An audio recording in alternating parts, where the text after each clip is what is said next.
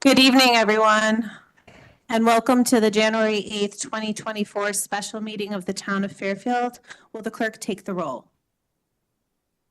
Ken Estorita, Peter Britton, Melissa Longo, Brooke Sporacino, Sarah Cook Littman, Here. Amy O'Shea, Here. Dave Rock, Chris Shea, Mike Hardigan, Jeff Steele, Melissa Strauss, Cindy Waldron, Laura Carson, Michelle McCabe. I think she's on. Marcy Spallier. Here. Liz Esma. Josh Garskoff. Here. Kristen O'Neill. Sharon Pastilli. Jay Walk. Jennifer Barahona. Bob Blanchard. Nancy Donnie. Here. Andy Grisefa. Here. Steve Barretts. John Delgado. John Kuhn. Scott Nickel. Carrie Burcham. Here. Chris Carroll. Colin Colburn. Christine Ludwizak. Drew Georgiadis. Lisa Havey. Mark McDermott. Here. Ben Wackerman. Here. Matt Ambrose. Here. Justin Contrado. Margaret Horton. Pierre Ratsky. Thank you. Let's all stand for the Pledge of Allegiance.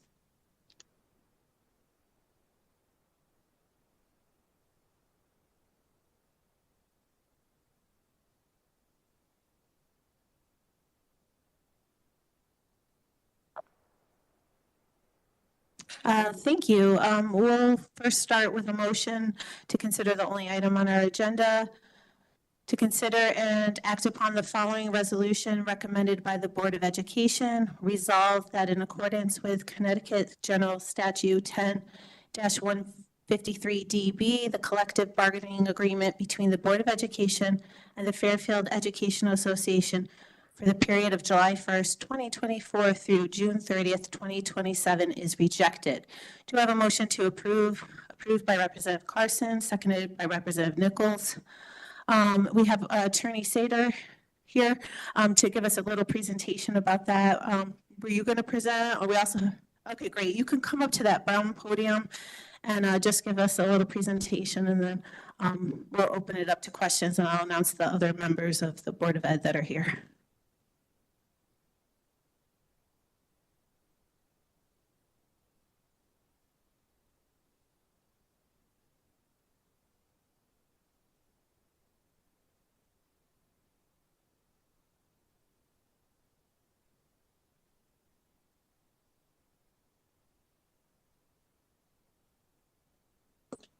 I'm sorry. Yeah, you have to unfortunately push the button down the entire time you're speaking. Here? Yep, perfect. Thank you. I'm sorry, you may want to start again. I apologize. All right, I just wanted to say before I start, I'm Steve Sedor. I am the Board of Ed attorney. I was involved and I helped negotiate this contract. I did want to say thank you to our negotiation committee, Mr. Sistani, Mr. Asa, Ms. Jacobson, Ms. Laborious, and Ms. Ingram. I'd also like to thank Mr. Walsh for being the Board of Finance liaison. I think everybody did a great job of advocating the board's position while at the same time recognizing all of the financial issues that are faced by the community. And then, of course, I also wanted to especially thank the RTM for scheduling this meeting on the night of the College Football National Championship. With that being said, I will try to be quick. Everybody, I sent out the long memo, what I've learned over the last 4 or 5 times of presenting the teachers and administrators contract, that I understand the information you're seeking, and what I've done is, as you've seen, put it all together in the attachments, while the memo itself puts together sort of the highlights. And so if you have the memo in front of you, I'm just going to go right to the exhibits and the attachments in order to hit the high points, and it all starts with what everybody is concerned about, which is the economics, and we'll start with the wages. So if you have the memo in front of you, I'd ask that you start to write at page 8. And what you're going to see at page 8 is the salary schedule for the base year, which is this 2023-24 school year. Call it the base year because that's the year upon which you evaluate any wage increases as you go forward. We're going to have a 3-year contract just like we've done over the past 6, 7, 8 contracts. And if you look at page 8, the salary schedule, you're going to see there's a schedule for 10-month and 10.5-month employees. Most everybody are 10-month employees, your 10.5-month employees. Those are your deans and the other employees who are in the unit that might work an additional 2 to 3 weeks. So if you look at the 10-month employee schedule, you'll see, for example, if you have a master's degree and you're on the 5th step, you're earning $59,000, $100,000. If you have your 6th year and you're in that lane and you're at the top step, the 19th step, you're making about $113,800. Now, with that salary schedule, there's some things I want to point out to you because as you go on, they're going to be important to see where I'm going to. Number 1, I'd like you to look at steps 1 through 4 because as we're going to see, those are the starting salary steps in Fairfield, and what we're going to see is they are lower than almost every other district in the county. That's number 1. Number 2, I'd like you to look at steps 18 and 19. And if you see, there's a pretty large gap between the salaries between steps 18 and 19. It's called a bubble. What that means is if you look at the rest of the steps, you pretty much have a $2,000 to $4,000 difference in each step. When you get to that top step, you've got anywhere between a $10,000 and $12,000 bubble. What that's caused by essentially is over the years, what happens is there's not enough money to give general wage increases to everyone. So you might do something like everyone advances a step, but then you put a distribution to the people that are on step 19 so that they can get some wage increase. The other things that happen sometimes is there is no step movement and everybody just gets the same general wage increase. And what that happens is, for example, let's say it was 2%, right? A 2% general wage increase to someone making $113,000 is more than a 2% increase to someone who's making $101,000, right? So what happens is over time, it's unavoidable. Those gaps just start to occur. So that's another issue with this salary schedule. And then I'd just like you to keep in mind, if you'll see there is a 7th year lane, that's been closed for several contracts, meaning no one's been able to move into that lane, even if they have the credits to get there. Just keep that in the back of your head for a moment because that is going to be something I'm going to talk about in a second. So that's what the salary schedule is. If you go to the next page, page 9, what you'll see is the census. And what essentially that means is if you look at, and I'm going to concentrate mostly on the 10-month employees since that's where the vast majority of everybody is. That tells you how many people are at each step of each lane on the salary schedule. And so what you see is you've got about 940 total employees in the unit. And the things I want you to look at here is this. Look at steps 16 through 19. If everybody moved a step in this contract under the current salary schedule, right, you've got a lot of people that are going over that bubble as we talk about, right? And so, in fact, you almost have 100 people that would go over that bubble if this salary schedule stayed. And that's not quite $1 million, it's about $950,000 just of people going over that bubble, which is a lot. So take a look at that. The other thing I want you to take a look at, which we'll get at in a second, look at the number of people that are on step 19, the highest step. There's a lot of people there. There's 341 people at your step 19. That's about 36% of the bargaining unit. Now, why does that matter? Because that means that over a third of the people on this salary schedule are making the highest salary that can possibly be made under that salary schedule. And we'll get to the difficulties of that in just a second. But in essence, with that many people at top step, a simple 1% increase in pay in the first year to the people who are at the top step, step 19, is worth almost 0.5% of the salary schedule. So then if you go to the next page, which is page 10, what you're going to see is the numerical value of the salary schedule. So you're going to see at each step how many people times their salary at each step, at each lane. And what you see is the grand total is for this salary schedule and the number of people you have, you've got an $87,117,000 salary schedule. That means the projected salaries for this school year for the teachers' bargaining unit is about $87 million. Now, when we talk about wage increases, everybody thinks the general wage increase. What are we giving as the general wage increase? Well, that's not the only wage increase that you need to be concerned about. The general wage increase is essentially how much money are you going to increase those steps by? That's the general wage increase.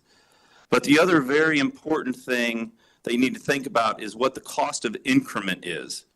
And what that is the cost of advancing people from step to step each year.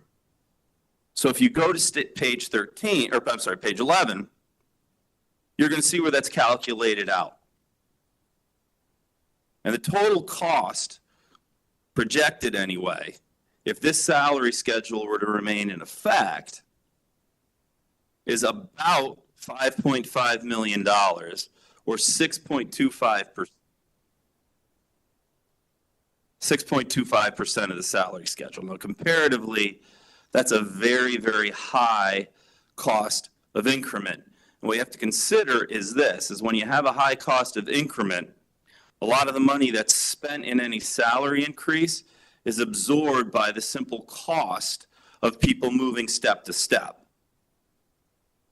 But this doesn't mean anything to the people that are at step 19. They've got nowhere else to go. So the cost of increment, even though, as you see, it's $5.5 million, if everyone advanced a step and got no other wage increase, that's what your cost of step is. But that means, number one, there's no general wage increase and no money moving to the people that are at top step, a third of your bargaining unit. So that's how to sort of explain the difference between the general wage increase and the cost of increment, all right? So now, there's some challenges with this salary schedule, and if you look at page 12, they're labeled out there, but I'll just sort of talk off my head about what they are. Number one, you have that high cost of increment, which I just talked about, which is not bad, right? It's not bad to have a high cost of increment because what it means is there's a lot of people that are on the steps. If everybody was at the top step, you'd have a cost of increment of 0, but everybody would be making the highest amount possible, so your salary schedule would be enormous, right? So that's one problem. Number two, you have 19 steps. And we're going to see in a minute why that's a problem. It's the highest except for one district in Fairfield County. And then, of course, contributing to everything is you have that large bubble, you have the amount of people that you have at top step, and then you have steps 1 through 4, the starting steps, which are pretty much the lowest in Fairfield County. So the goals in general of the negotiations were to try and make the starting salaries more competitive, reduce the steps, and then perhaps most important, break that big bubble that is between steps 18 and 19. And the board pretty much, with the assistance of Mr. Walsh, accomplished all those goals. So let's talk a little bit about those issues. Take a look at page 13. What that is a comparison of the steps that all the other districts have in Fairfield County compared to Fairfield. As you can see, with the exception of Norwalk, Fairfield has the highest number of steps. That causes the high cost of increment.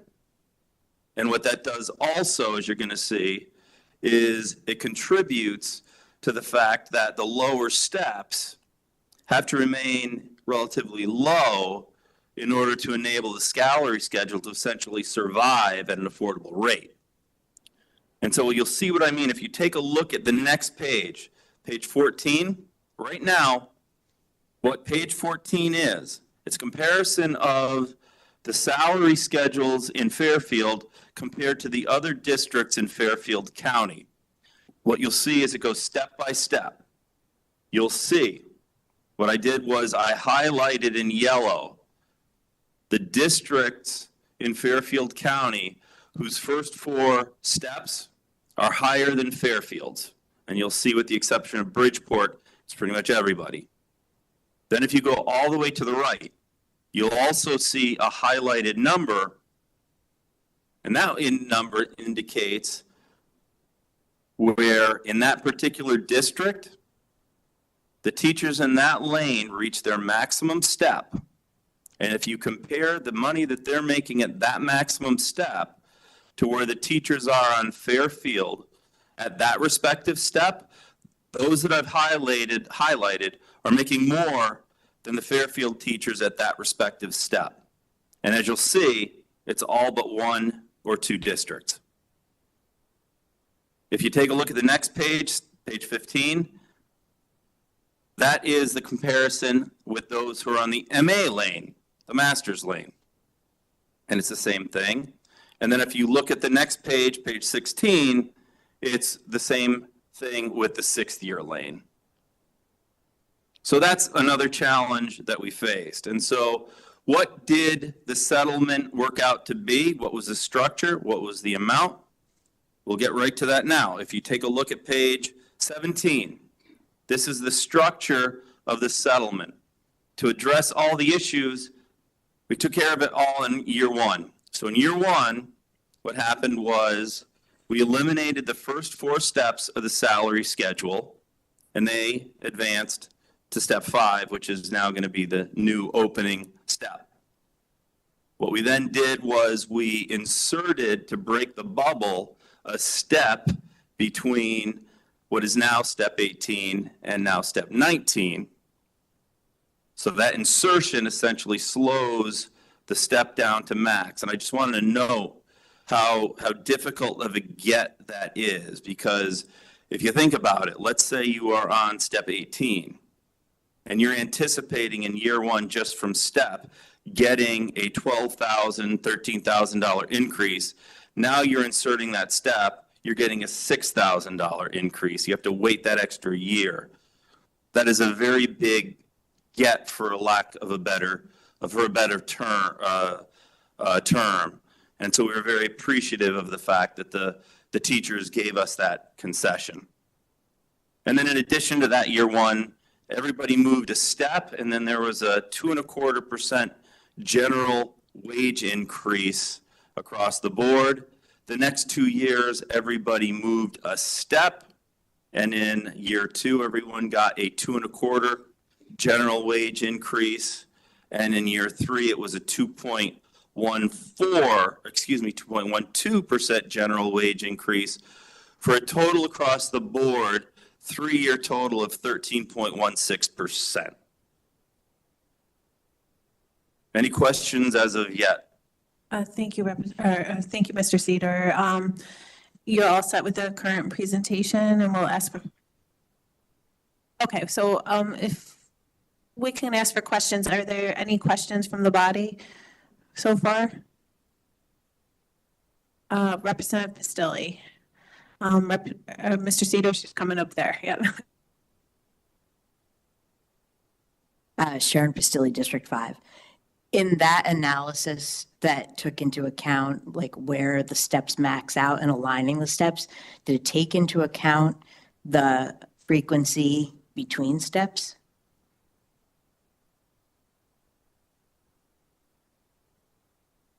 It did, and that's where the issue of the 19 steps come in, because you have to negotiate whether they move a step or not each year.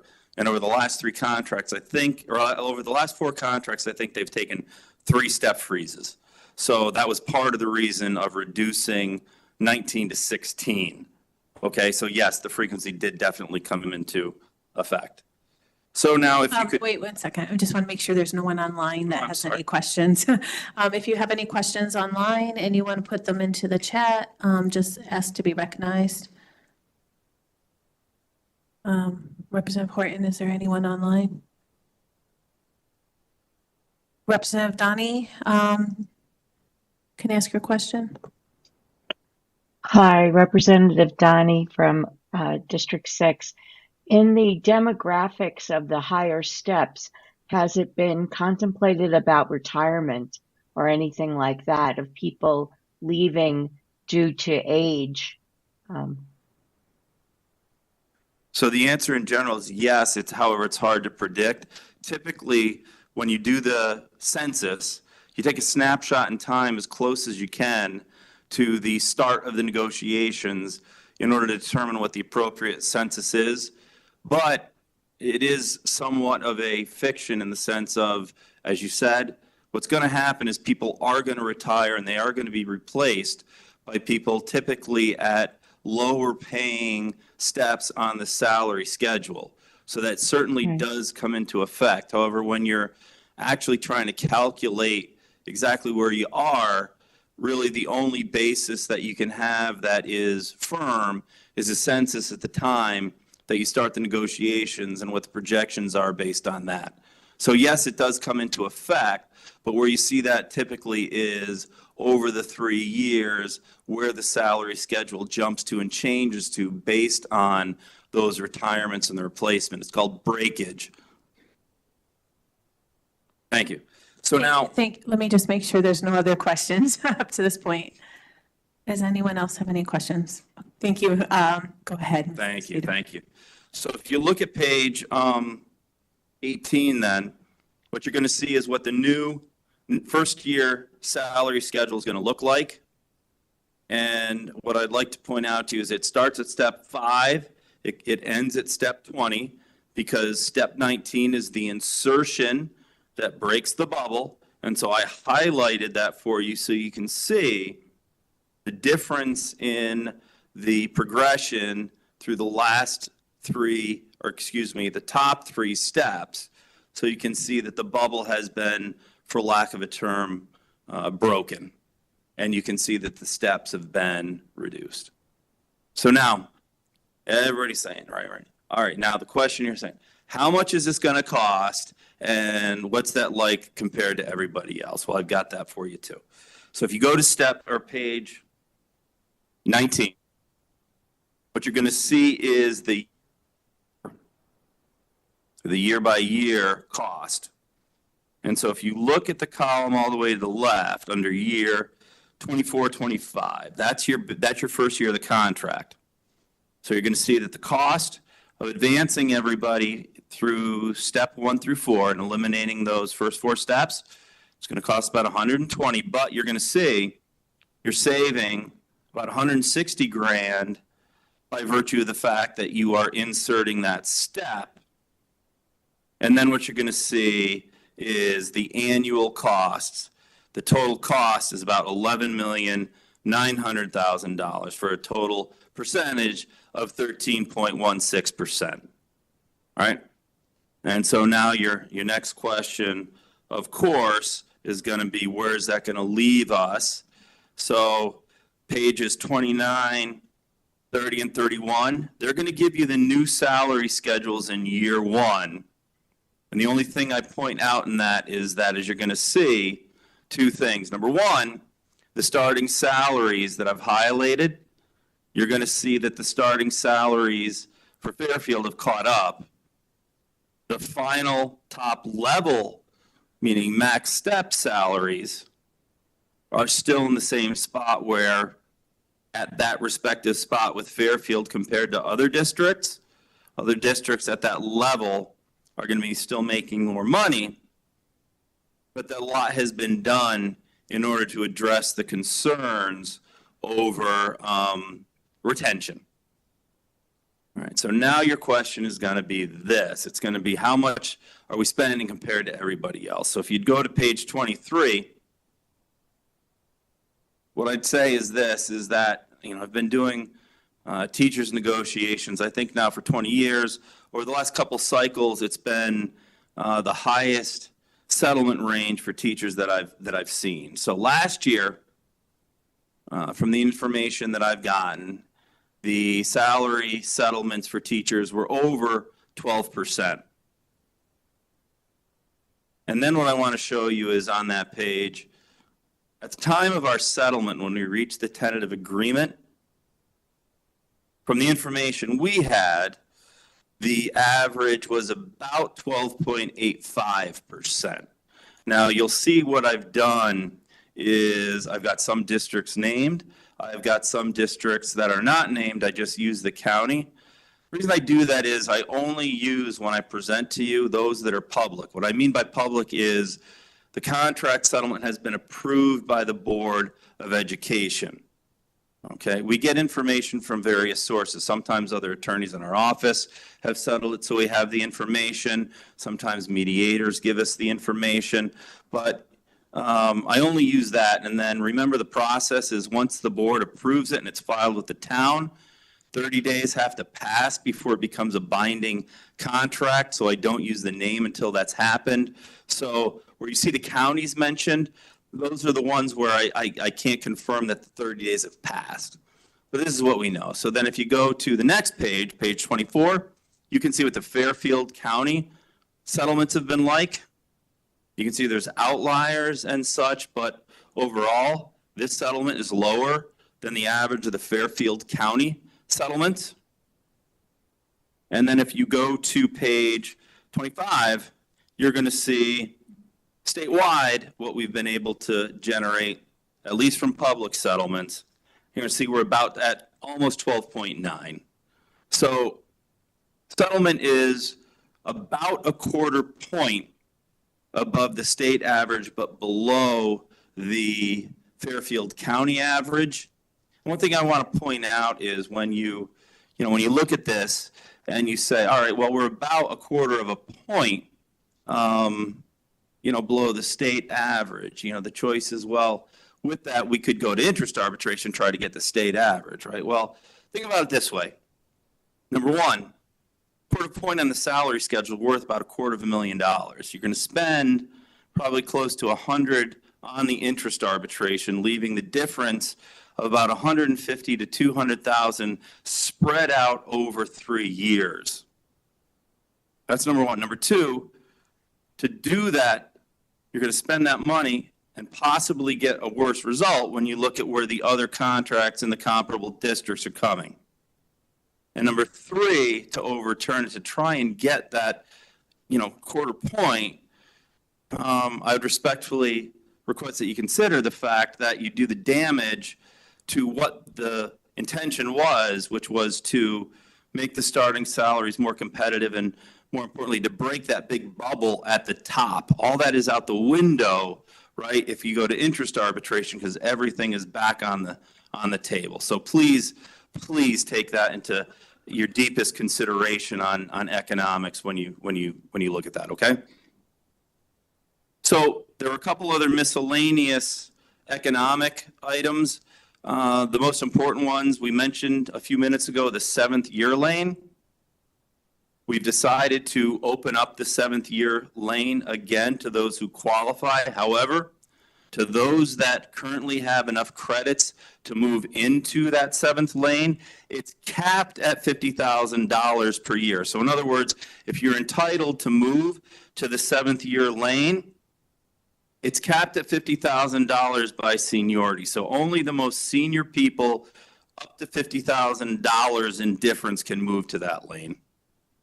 So that cuts off any significant cost if anyone wants to move to that lane. And then there was, of course, a little bit of increases to the stipends and to the extra duty compensation. And we did add a sick day payout for teachers. If they have over 100 days and they give their resignation by November 21st, they get a per diem payout when they retire, capped at the number of days that they have. Teachers under this contract can only accrue 150 days. And then, of course, the number of days that you use between the date you announce and the date that you're done, those are deducted from that amount. A lot of contracts have a similar longevity provision, which is, if you're an employee for 10 years, you get $1,000 a year or something like that. This contract doesn't have that, so the sick day payout is somewhat of a comparable thing. Okay, so that's wages. Before I move on to insurance, does anyone have any questions? Are there any questions for Attorney Cedar?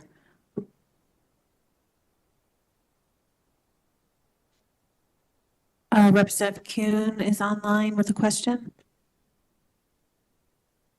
Hi, John Kuhn, District 7. Sorry, I joined a little late, but I think part of what I'm understanding here is that if we go to arbitration, and I'm assuming arbitration is a situation where you choose between party 1 and party 2, there is no negotiation, it's just straight up choice. We're looking at 150,000 as sort of the potential delta, if you will. Rough number. Rough number. Do you have any recent experience with any arbitration cases with teachers unions and what the results have been? Let me refine that a little bit more. In other words, has the arbitration panel been more likely to choose for, I'm assuming, the lower town position versus the upper teacher position? Thank you for the question. So there haven't been any teachers' interest arbitrations, I think, in the last 3 years. We did actually go to interest arbitration here in Fairfield on the administrators in 2014, and the arbitrators chose the administrator's position. Typically, they're going to, at least from my experience, the arbitrators on wages are going to pretty much fall into the market range. And that's where you kind of have to be careful about where you throw your last best offers, because if you try and go too low, right, and the union comes in maybe a tad bit higher than average, now you're running the risk that because you tried to go too low, now you're paying a higher award than you would have than what you settled for. And just for everyone in the room, last best interest arbitration means exactly that. When you go to interest arbitration on wages, what happens is you present to the interest arbitration panel what your proposal is for each year on wages. That's your last best offer. The arbitration panel does not split the baby. It doesn't try and find anything in the middle. It's got to take one or the other. And so that's why I say it's possibility when you go to interest arbitration that you're always going to do worse, because depending on where the last best offers fall, arbitration panel has to pick one or the other, and that's it. All right? Okay. Thank you. Are there any other questions? Representative Shea.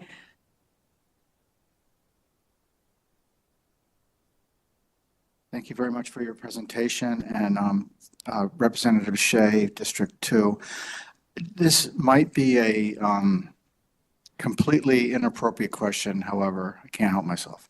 So have you ever, do you ever consider trying to attract the best talent or the best possible teachers to do like a sign-up bonus for them rather than starting pay at a higher rate?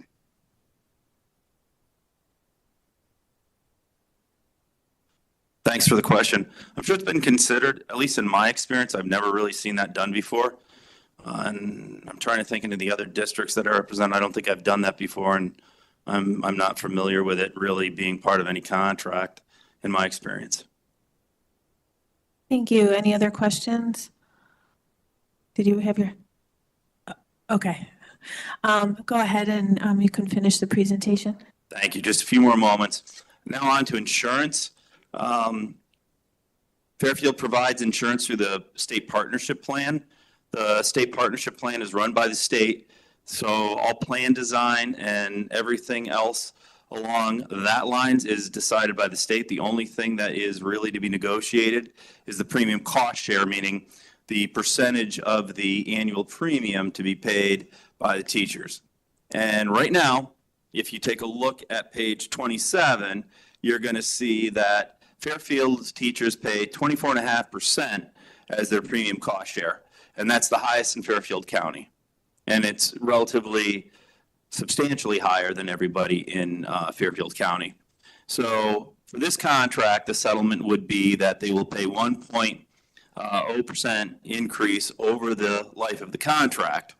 And so they'll end up paying 25.5%. And as you can see by the chart on page 27, with that increase, they will still likely be, at the end of the 3 years, the highest premium cost share in Fairfield County.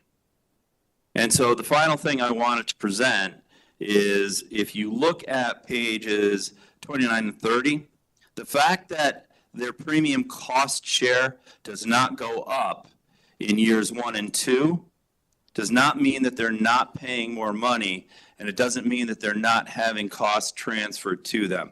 As the cost of the insurance goes up, right, their dollar amount goes up. Last year, the state partnership plan increased by a little bit over 8%. And so what you're going to see is in the calculations between pages 30 and 31, if you project that same increase over the 3 years, along with what premium cost share the teachers will be paying, the estimated cost transfer is a little over $2 million. A little bit over $2 million. Now, that's not, I don't want to call that a savings. I'm calling it a cost transfer or mitigation of cost increases based on what they would be paying if the costs go up. So that's insurance. And then as far as language and work rule changes, there really was not a lot of things that I would consider to be controversial. The teachers right now have to come back to school 3 days before students do. Now they're going to be coming back 4 days before students do, and they'll get an additional half of day in order to set up their classroom. In addition to that, right now in the contract, there's a 4-page, ridiculously complex point system. If it comes down to a reduction in force to decide who gets reduced, we've changed that now to make it just simply by certification, a seniority-based system. And then in addition to that, for administrative purposes, there are currently 3 different ways they can get paid: a 22 pay period, a 26 pay period, or a 22 pay period with a balloon payment. We've taken out the balloon payment option for administrative purposes. So those are some of the concessions that they gave to us. With respect to the contract, everything else really is in the memorandum. Again, I don't think anything was given up that was terribly controversial or onerous. And so with that, sorry, went on a little longer than I thought. I know the game is on. If anyone knows the score, I'd appreciate it. But with that, if anyone has any questions, I'd be glad to answer. Thank you, Attorney Cedar. I just also want to make sure that everyone's aware that our superintendent, Michael Testani, is here. Our Board of Ed rep, Nick Asa, is here. And our Director of Human Resources for the Board of Ed, Kanika Ingram, is here. So if you have any questions, I think Attorney Cedar gave us a really good summary, but they're also here for questions related to this topic. Representative Estrada. Can I just add one more thing I forgot before? I promise. Yes, go ahead. The motion is a little bit untraditional. The motion is to reject. We're obviously asking that it be approved, okay? And so the way statute works is for the contract to be rejected, you have to affirmatively reject it. So if you wish to approve, which is what we are asking you to do, you have to vote no on the motion, okay? So I just wanted to make sure I repeated that. Thank you. Thank you. Thank you, Madam Moderator. Ken Astorita, District 1. Attorney Cedar, thank you for the presentation. That was very helpful. My question is actually for Superintendent Testani, though, knowing that you're looking at about a 4 million increase to the budget every year. How does that impact other aspects of the school's budget? Thank you, Mr. Testani. If you want to come up and make sure you hold the button down when you speak. Good evening. Thank you for having me. I think that overall, I don't think it'll have a huge impact outside of the fact that, we don't want to disrupt any operations to the district or services to students. This year and tomorrow night, we'll be presenting this year's budget to the Board of Education for consideration. That taking into account the possibility that tonight you're going to vote no, and the teacher's contract will take effect. We've taken other measures to make sure that the budget doesn't grow to at a rate that the town will not be able to afford in future years. So it's really just trying to take a look at where we can make some better decisions, relook at things that may have been implemented in the past, and to see if those have had an effect or the intended effect. And if not, we can move on and look for some other efficiencies to do some offsets.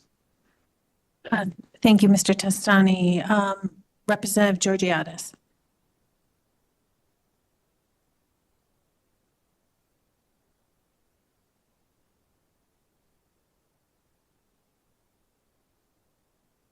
Drew Georgiadis, can't even say my own name. Drew Georgiadis, District 9. Thank you, Madam Moderator. I just want to give a shout out to all you guys, especially to the teachers.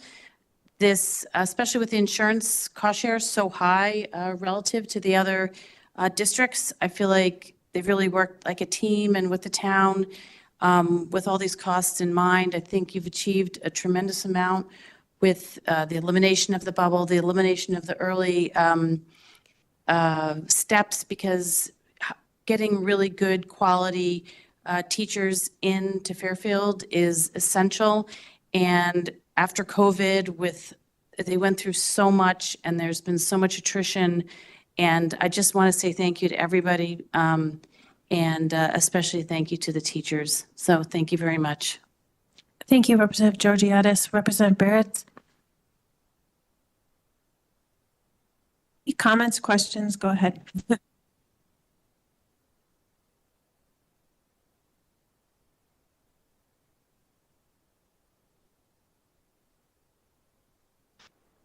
Steve Barrett, District 7.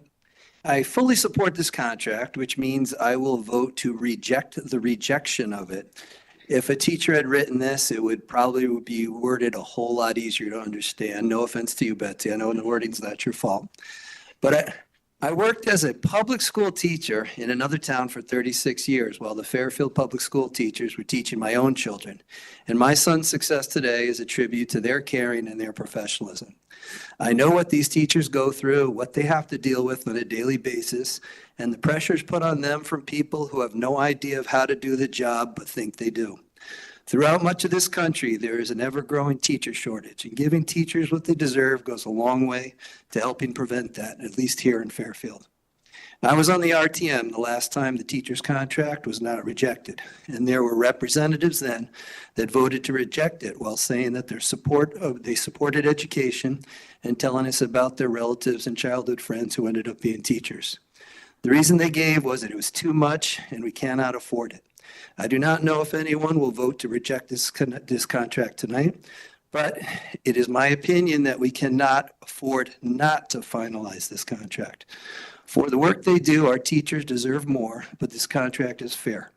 I encourage my fellow representatives to make this a unanimous vote to show our support for these very valuable town employees. Thank you. Thank you, Representative Barrett. Are there any other questions from the body?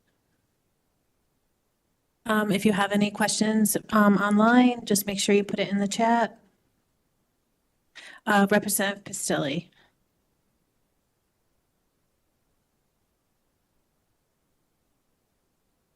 Sharon Bastilli, District 5. I just wanted to make a general comment in that, given the macro state of how quickly wages have risen over the past couple of years, I've been working in compensation for 25 years.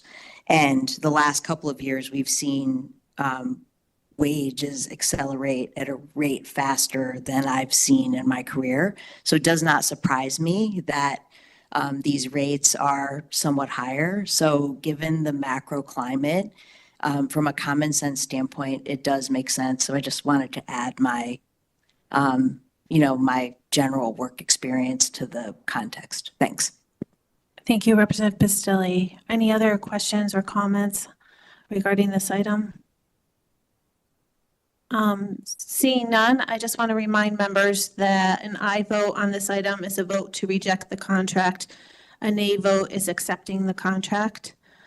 We're going to take it to a vote. All those in favor say aye. Aye. Aye. We're going to do a roll call vote, and I just want to remind everyone that if you say aye, if you say aye, then that you're not supporting this contract, and if you say nay, then you are voting to support this contract. Roll call vote. Thank you, Betsy. Ken Estarita. No. Peter Britton. Brooks Bertino. No. Tara Cook Littman. No. Amy O'Shea. No. Dave Rock. Chris Shea. Mike Hardigan. Jeff Steele. Melissa Strauss. No. Cindy Waldron. Laura Carson. Michelle McCabe. No. Marcy Spallier. No. Liz Esma. Josh Garskoff. No. Kristen O'Neill. Sharon Pastilli. Jay Walk. Jennifer Barahona. No. Rob Blanchard. Nancy Donnie. No. Andy Graceffa. No. Steve Barretts. John Delgado. John Kuhn. No. Scott Nickel. Carrie Burcham. No. Chris Carroll. Colin Colburn. No. Christine Ludwizak. No. Drew Georgiadis. Lisa Havey. Mark McDermott. No. Karen Wackerman. No. Matt Ambrose. No. Justin Contrado. Margaret Horton.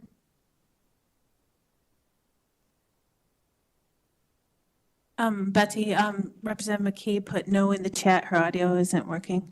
Okay, great. Thank you. I apologize for making you take that roll call. I believe it was a unanimously no, but the audio must have been off or something online. So that motion fails. Congratulations that the contract passes. Thank you. Thank you, everyone from the Board of Ed. We appreciate your work on this. I'll take a motion to adjourn. Representative Pastilli, seconded by Representative Blanchard. We are, all those in favor, say aye.